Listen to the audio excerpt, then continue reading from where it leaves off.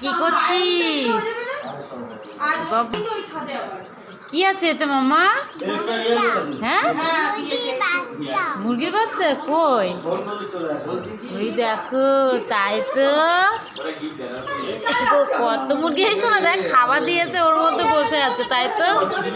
এ বাবা, এগুলো কি পাহারা করছো, পাহারা দিচ্ছ? হ্যাঁ, দেখো বসে বসে পাহারা দিচ্ছে। দেখো সবগুলো একই কালারের বসে আছে। দেখো বাটির মধ্যে উঠে একই কালারের গুলো।